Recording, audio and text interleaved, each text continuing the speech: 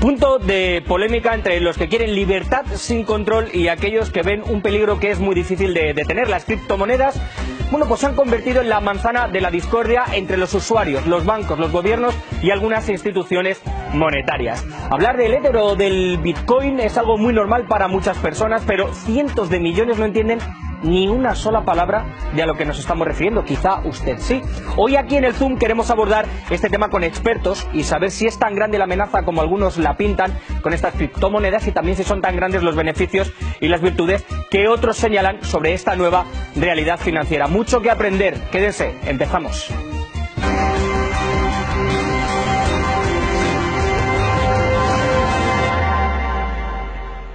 Hay que decirlo, algunos las venden como si fueran la panacea, como el futuro del dinero, o podemos decir casi como el presente. Yo por lo que he leído, las criptodivisas han llegado para quedarse, pero esta novedad en el sistema financiero despierta tantas voces a favor como en contra, como les decía. Su falta de control, el anonimato o el que se puedan usar en el mercado negro con armas, drogas u otras actividades ilícitas ha encendido la alarma de gobiernos, bancos y agencias de calificación.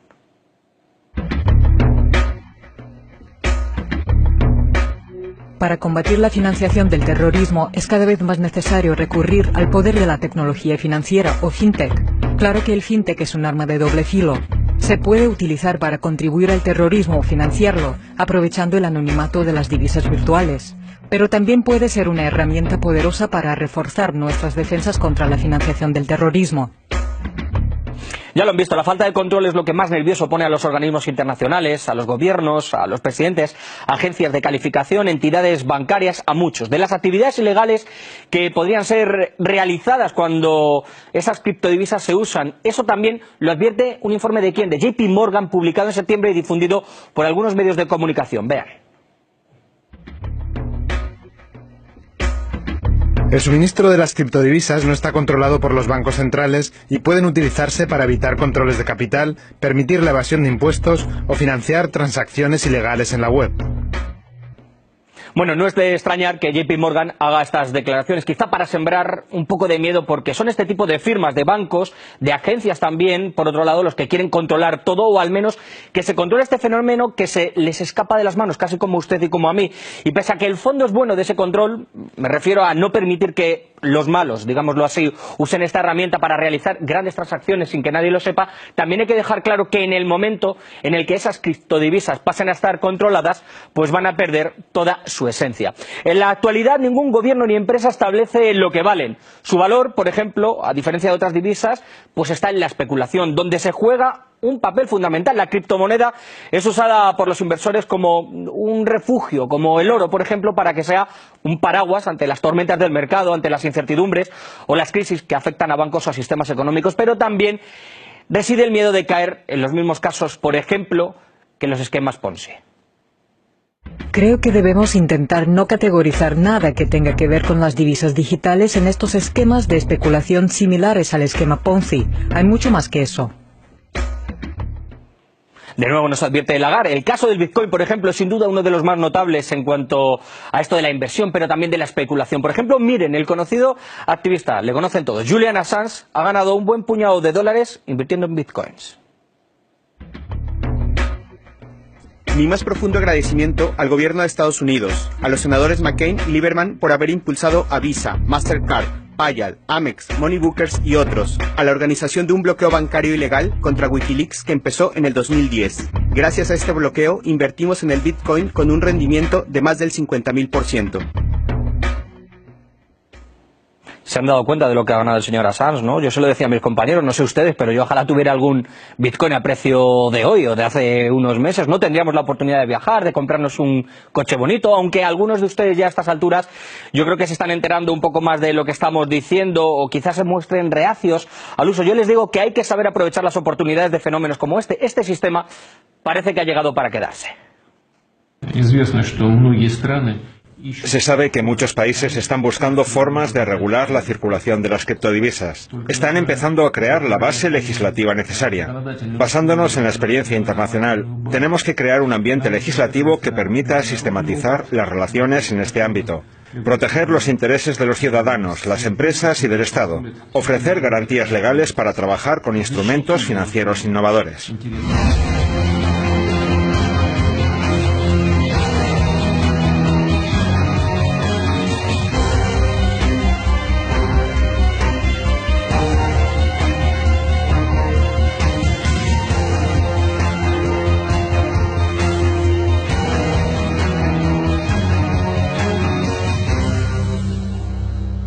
Yo les voy a ser sincero y les diré que este tema es algo que se me escapa un poco de las manos, quizá también a ustedes, así que es mejor hablar con expertos para que ellos nos guíen, nos hagan una hoja de ruta a personas como, por ejemplo, a mí o a ustedes, para que entendamos cuál es el futuro en el mundo de las finanzas. Ya saben que estamos en Facebook, también en YouTube, donde nos pueden plantear preguntas y también a nuestros expertos. Hoy tenemos una sorpresa, queríamos tratar este tema aquí en nuestro estudio y para ello pues hablamos con los mejores. En este caso tenemos la suerte de contar con Vladimir Smerkis, cofundador de una conocida criptoplataforma. Vladimir, muchísimas gracias por estar con nosotros. Hola, buenas. Para la gente que no entienda, como por ejemplo yo, ¿de qué estamos hablando? ¿Qué son las criptodivisas? ¿Son el dinero del futuro? ¿Peligra nuestro dinero, nuestros billetes, las tarjetas de crédito? En realidad, si las comparamos con las divisas normales, el dinero no es controlado por el Estado, por un órgano central, solo es controlado por un código de programación dentro de un sistema. Por eso son divisas descentralizadas, no controladas por nadie, solo por los ciudadanos que los minan. Algunos están hablando incluso que esto puede ser una alternativa al patrón del dólar. ¿Es eso cierto? ¿No es así? Si nos puedes explicar un poco. Aún es temprano para hablar de ello, pero ya pueden considerarse un instrumento alternativo, sobre todo durante grandes crisis o altibajos en el desarrollo económico de los grandes países. Muchos ven las criptodivisas como un instrumento para conservar dinero y capital. Expertos como tú habláis mucho de blockchain, algo que a nosotros nos puede sonar un poco a chino casi. Es una palabra que utilizáis mucho. Para un ignorante, por ejemplo, como yo, o para alguien que no sepa mucho del tema y que nos esté viendo, ¿qué es esto y en qué consiste? El blockchain, la cadena de bloques, es algo muy simple. Es la conservación descentralizada de datos. Por ejemplo, los bancos comunes conservan información sobre sus operaciones en los servidores centrales, en sus computadoras. En el caso de las criptodivisas, la cadena de bloques es un gran número de computadoras que tienen las personas en todo el mundo que realizan estas operaciones. Es decir, no hay un propietario de estos servidores, nadie los puede robar o quitárselos. Hasta que existan al menos dos computadoras en el sistema, se realizan las operaciones. Bueno, ahora que ya sabemos un poco qué son, cómo funcionan, ¿por qué hay tanta incertidumbre con las criptodivisas? Los gobiernos y los bancos, como nos decías al principio, nadie tiene el control, pero ellos sí que lo quieren controlar. ¿Por qué hay tanto miedo? Las criptodivisas, o más correctamente los criptoactivos, no siempre son dinero. El principal sistema monetario es el Bitcoin. Cuando yo le doy un Bitcoin y usted me da una mercancía o un servicio, yo puedo especular con eso. Hay proyectos de conservación descentralizada de datos. Por ejemplo, la información se guarda en las computadoras de los usuarios por todo el mundo. Y para los cálculos dentro del sistema se utiliza una unidad de medida que es la criptodivisa. De modo que no todos los proyectos son con sucedáneos de divisas o sustitutos del dinero. Muchas veces se utilizan otros sistemas de medida para que las personas puedan intercambiar información y realizar operaciones dentro del sistema. Por ejemplo, las elecciones se podrían celebrar dentro de la cadena de bloques. Podemos darle a cada ciudadano una moneda y entonces pueden votar a un candidato. De esta forma todo sería transparente y sabríamos a quién ha votado. Hablabas, Vladimir, bueno, muchos bancos quieren, o países pueden o quieren tener su propia criptodivisa, incluso se está especulando que Rusia pueda tener la suya, estamos leyendo noticias últimamente. ¿Es una forma de tener un control de la herramienta? ¿Para qué le serviría, por ejemplo, a un grupo de 6 bancos, como se está diciendo, que la quieren hacer? Pensamos Creemos que el control y la regulación son muy importantes para que se vean implantadas en el mundo, porque las instituciones como los grandes bancos y la banca de inversión intentan jugar un papel importante en el sistema. Y claro está que hasta ahora el gobierno no entiende cómo definir en las leyes qué es una criptodivisa o un criptoactivo. Obviamente todos los países están en plena discusión sobre cómo definir estos términos. Creo que será una señal muy positiva. Y Rusia en este proceso también participará activamente. Hemos escuchado la opinión de Putin, que dice que las criptodivisas tienen que estar reguladas. Vladimir, hablas de un control, de una legislación. ¿Perderían las criptodivisas la razón de ser o esa libertad que tienen, el anonimato, si hubiera una legislación concreta? En realidad, el anonimato puede tener tanto lados positivos como negativos. Lo podemos comparar con Internet. ¿Es posible emplearlo para hacer el mal o para llevar a cabo operaciones ilegales? Drogas, armas, para el terrorismo, por ejemplo. Claro que sí, se puede. Por otro lado, es posible estudiar en Harvard o Cambridge gracias a Internet. La respuesta también es que sí. Lo importante es cómo empleamos estas tecnologías. Y en este caso se trata de una tecnología transparente, muy barata, que permite prescindir de muchos intermediarios. Así que las ventajas son más numerosas que las desventajas. Cuando haya una regulación, solo contribuirá a que aparezca más capital en ese mercado y hará posible desarrollarlo de manera legal. Y la idea principal de las criptodivisas, tras la desanonimización, no va a desaparecer. Me gustaría hacer dos últimas preguntas muy brevemente. Las criptodivisas como el Bitcoin, como nos estás hablando, se basan en la especulación. Para tener un valor, han llegado a tener miles y miles de dólares un solo Bitcoin. Algunos tienen miedo que esto sea un esquema parecido a Ponzi, ¿no? ¿Qué hay de diferencia? ¿Hay peligro en todo esto? Primero hay que ver qué es un esquema Ponzi. Este sistema hace que sus antiguos miembros reciban fondos de los que acaban de entrar. Las criptodivisas no funcionan así. Tienen demanda y oferta. El número de bitcoins al momento de su creación era limitado y será un total de 21 millones de bitcoins. Todavía no se ha creado en su totalidad. Y claro, si hay demanda, cuanto más lo emplean por todo el mundo, más valor tiene. Esa es la principal diferencia. Y no se trata de un esquema Ponzi. Y David, por último, has hablado en materia de seguridad, de acciones ilícitas, se habla de una inversión en más sistemas de rastreo, con el tema del anonimato que también nos decías, y se habla mucho del fintech. ¿Eso es realmente posible hoy? ¿Se necesita una evolución, una revolución? ¿En qué consiste? Ante todo, permitirá reducir el precio de las operaciones jurídicas, financieras, quitar a muchos intermediarios de la cadena. La revolución ya ha llegado. Sabemos que más de 35 países forman parte de muchas asociaciones, entre ellos los bancos rusos. Ellos utilizan esta tecnología y sus actividades. Tenemos que entender que las criptodivisas son una sustancia y la tecnología que hay detrás de ellas es otra. Asistimos sobre todo a la revolución tecnológica que cambiará tanto al mundo jurídico como bancario y hará la vida de los ciudadanos y del gobierno más cómoda, fácil y segura. Pues Vladimir, muchísimas gracias por haber estado con nosotros aquí en el Zoom. Nos has dado una clase magistral, no solo a mí el primero, sino yo creo que a toda la gente que nos está viendo a través de las pantallas y de Internet. Muchísimas gracias por haber estado con nosotros. Gracias por invitarme. El debate actual sobre los riesgos y los beneficios de blockchain cada día suma más voces. Las organizaciones financieras y las organizaciones de seguridad tampoco esconden sus temores, como nos decía nuestro invitado. Algunos actores expresan francamente su desconfianza, pero otros asumen los riesgos desde una posición de madurez que reconoce a esta tecnología como el paradigma de las políticas y las finanzas globales. Pero ojo, siempre hay que tener cuidado. Ante todo es la posibilidad de blanquear capital obtenido por medios criminales, evasión de impuestos e incluso la financiación del terrorismo. También existe riesgo de expansión de esquemas fraudulentos. Cualquier sujeto, de forma anónima, puede emitir criptodivisas, de modo que los compradores de esas criptodivisas pueden verse involucrados en actividades ilícitas. Además, las criptodivisas no tienen ningún respaldo. En caso de fallo del sistema o formación de burbujas, no habrá ningún sujeto jurídicamente responsable. Todo esto tenemos que tenerlo en cuenta. Palabras que escuchamos del presidente Putin. Hay que tener cuidado, porque si hablamos también de las criptomonedas, también es hablar de riesgos y de peligros. Enfrentar la corrupción, la evasión de impuestos, sumado también a la importancia de mantener las relaciones entre bancos y yo creo que la lucha contra el financiamiento, por ejemplo, del terrorismo, que son algunos de los puntos en los que también ha insistido hace poco el FMI, y los presidentes de varios países pues ponen ahí su punto de mira.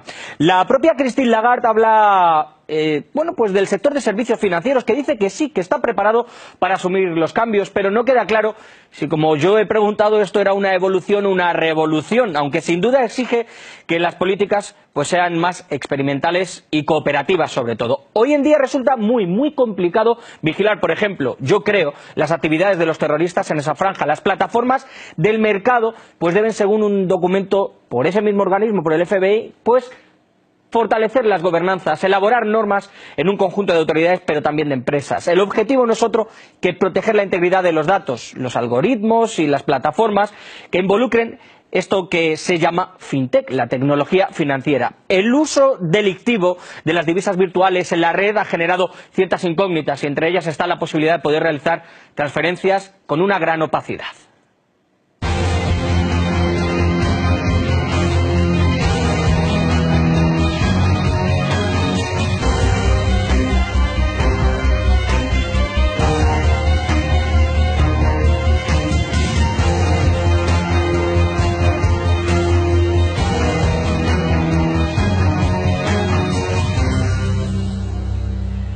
Bueno, pues nosotros queremos saber más sobre este asunto, sobre las inseguridades, las dudas que nos plantean, no sé a ustedes, por lo menos a mí. Ya saben que estamos en Facebook, también en YouTube, nos gusta siempre contar con los mejores, pueden dejar también sus comentarios, su pregunta. En este caso nos vamos hasta Madrid, allí nos está esperando Pablo Fernández Burgueño, que es un experto en este tema y también es miembro del grupo de expertos en criptomonedas de Europol. Pablo, muchísimas gracias por estar con nosotros. Hablábamos con Vladimir un poco de las bondades que puede tener este sistema financiero, ¿no?, de criptodivisas. Parece que la revolución ha llegado, pero ahora también hay unos peligros, por ejemplo, para las bandas armadas, para grupos terroristas, etcétera, etcétera, que pueden maniobrar sin ser vistos. Efectivamente. De hecho, como bien sabes, no solamente existe Bitcoin, sino que existen otras monedas como es el Monero, Dash, Zcash, que hace que sea muy fácil que los delincuentes transfieran fondos de persona a persona sin pasar por bancos, entidades financieras y sin que sea posible saber a quién se está enviando ese dinero, cuánto dinero se está transfiriendo, cuánto dinero hay en las cuentas o que se puede hacer cualquier tipo de rastreo. Pablo, en este caso el anonimato es algo que es lo que preocupa realmente a las autoridades, ¿no? Porque no se sabe de dónde procede el dinero, quién es el intermediario, a dónde llega, etcétera, etcétera. Es como si dijéramos los que trabajan ilícitamente de mulas, ¿no?, en el narcotráfico. Eso es. De hecho, la mejor forma de entenderlo es a través de un ejemplo. Aquí en España contamos con una ley de prevención del blanqueo de capitales, que lo que hace es prevenir que la gente pueda blanquear dinero. Bueno, pues esta norma lo que hace es no incluir a los prestadores de servicios de pagos con monedas electrónicas en esa obligación de saber de dónde viene el dinero, a dónde va, quiénes son los diferentes intermediarios en esas transferencias. Desde Europa, la Comisión Europea ya tiene planteado sacar en muy breve plazo un cambio en una directiva, que es una norma europea, que va a obligar a todos los países de la Unión Europea a hacer que todos los intermediarios que estén en el tránsito de los Bitcoin o de otras monedas electrónicas tengan que tener una licencia, es decir, una autorización por medio de esta normativa, y además tengan que identificar a aquellas personas físicas o empresas que trabajan con monedas electrónicas para que sepan de dónde viene el dinero y a dónde va. Así que lo que se intenta por parte de la Unión Europea es precisamente prevenir el blanqueo de capitales y la financiación del terrorismo. Estamos viendo, por ejemplo, cómo hay muchos países o un grupo de 6 grandes bancos que están muy interesados en crear una criptodivisa, un poco también para controlar un poco el sistema. Si hay alguien que le interesa sobre todo esto es al Fondo Monetario Internacional, porque hay cosas que se escapan. Yo hace poco escuchaba una conferencia que tú mismo, bueno, pues eras el protagonista, el ponente, en el que decías que cómo se podían, por ejemplo, hacer apuestas con bitcoins si eso no era un dinero legal. Al fin y al cabo no es un dinero físico y es algo incontrolable, ¿no? Efectivamente. De hecho, hice una pregunta a la Administración Tributaria de aquí de España, que era la siguiente: si la ley española lo que dice es que si vas a apostar cantidades de dinero la casa de apuestas tiene que conseguir una licencia y pagar impuestos. ¿Qué pasa si la casa de apuestas no permite apostar dinero, sino bitcoins? El bitcoin no está considerado dinero, no lo estaba en ese momento. ¿Había que cumplir la norma? Bueno, lo que dijo la Administración Tributaria es que efectivamente el bitcoin no estaba considerado en ese momento dinero, ni tampoco lo está ahora, pero que a pesar de eso se le va a aplicar la misma normativa que el dinero. Y esto sucede porque a través del Bitcoin y otras monedas electrónicas es muy fácil no solamente blanquear dinero, sino no pagar impuestos o evadir a las instituciones que lo que hacen es fiscalizar e impedir que se puedan cometer crímenes. Así que lo que intenta hacer el gobierno español y los demás gobiernos del mundo en realidad es precisamente poner coto a esas actividades. No significa prohibir el Bitcoin, significa prohibir determinadas actividades que se pueden llevar a cabo utilizando Bitcoin u otras monedas como medio de pago o medio de cambio. Pablo, una de las cosas en las que estás haciendo hincapié, sobre todo, es a estas acciones delictivas, acciones criminales. ¿Podríamos estar en una realidad a día de hoy, en el mes de octubre del 2017, pensando que incluso el Estado Islámico puede estar haciendo transacciones o se les puede estar financiando a través de este sistema que no deja un rastreo, por ejemplo? Bueno, si me preguntasen una probabilidad de que el Estado Islámico, el llamado Estado Islámico, está haciendo esto con criptomonedas, diría, en mi opinión, que la probabilidad es del 100%. Es la mejor forma de autofinanciarse.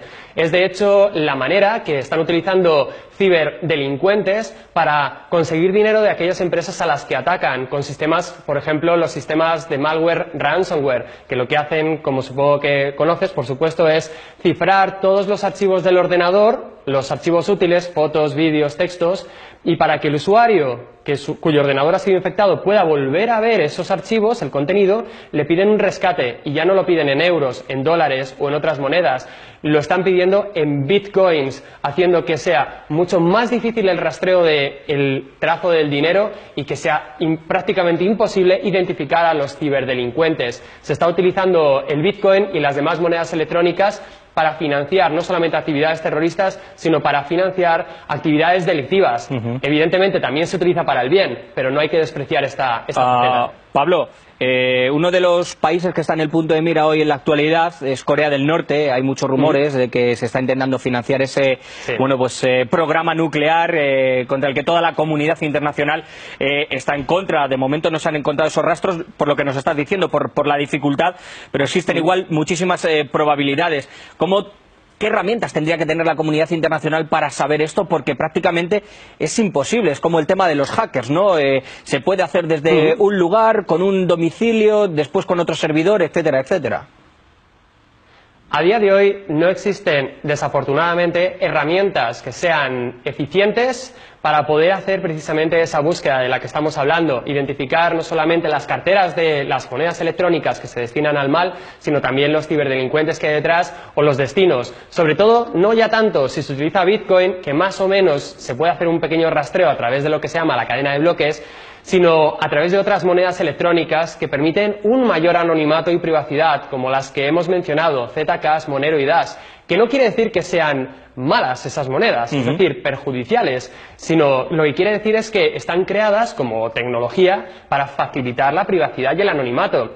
Se puede utilizar para el bien o para el mal, y hay determinados gobiernos que se sospecha que están utilizando estas vías precisamente para pasar por encima de los bloqueos económicos que otros países o entidades u organizaciones internacionales han planteado, precisamente para impedir que pueda entrar dinero en rublos, en euros, en dólares. Pues para impedir eso han puesto los bloqueos, y estos países, estos gobiernos, lo que están haciendo es pedir financiación a través de monedas electrónicas. Estaríamos hablando de cómo evadir incluso un programa de sanciones impuesto por la comunidad internacional o por cualquier país a otro, por ejemplo el que Estados Unidos haya impuesto a países como Irán y un largo etcétera. Brevemente, Pablo, porque nos quedan apenas 40 segundos, ¿tú crees que la solución en todo esto está en una regulación, en algún tipo de legislación? Porque desde mi punto de vista, en el momento en el que esto tenga una legislación, digamos, muy cerrada o un control, se desvirtúa, ¿no? Se queda como el café descafeinado. Considero que no es el camino prohibir el Bitcoin o las monedas electrónicas, sino prohibir determinadas actividades ilícitas que se hacen con estas y hacer una fiscalización mayor sobre para qué se utilizan y quién las están utilizando. Esos son los dos caminos que me gustaría que se impulsase y, de hecho, que se están impulsando en algunos lugares, como por ejemplo Europa. Pues Pablo, muchísimas gracias, la verdad, porque tu testimonio nos ha servido mucho para saber un poco más para qué se debe utilizar, para qué no se debe utilizar, bueno, pues estas criptomonedas y cuál es, bueno, el futuro de ellas también para defendernos, bueno, de los peligros que traen. Muchísimas gracias, esperamos volver a contar contigo porque ha sido todo un placer. Termino el programa de hoy con la esperanza de que a todos nos haya quedado un poco más claro en qué consiste esto de las criptomonedas, cuáles son sus beneficios, también los defectos, como decíamos con los invitados. Y después de escuchar a estos expertos, pues quisiera, si me lo permiten, hacer una reflexión. Por un lado, me gustaría afirmar que quitar la libertad, como he dicho, el anonimato y cotejar con un estricto control a esta forma de mover el dinero, bueno, pues haría que perdiera su identidad, lo que es en sí, su modus operandi, que se viniera abajo, porque no se trataría de un sistema en sí, porque estaría controlado por los que quieren mover el dinero, algunos gobiernos, bancos, organizaciones como el FMI, pero por otro lado, creo que sí es necesaria, como nos ha dicho Pablo, una regulación. Una regulación que no permita que ganen los de siempre, que no hagan esto algo descafeinado y sin fuerza, que haya un sistema de supervisión, pero no de censura, como nos decía también él. Y hablo para todos, excepto para ellos, para los que lo quieren utilizar como una fuente de financiación del terrorismo, como vía para blanquear dinero, como camino para generar caos, destrucción o comprar armas. Para esos, que exista todo el control del mundo y que caiga el peso de la ley. No podemos dejar que la libertad se convierta en libertinaje, y menos cuando se mueven sumas tan grandes de dinero que pueden acabar en las manos incorrectas con fines inadecuados. Nosotros nos vemos en apenas unos minutos en YouTube. Aquí dejan los mensajes. Nos vemos. Chao.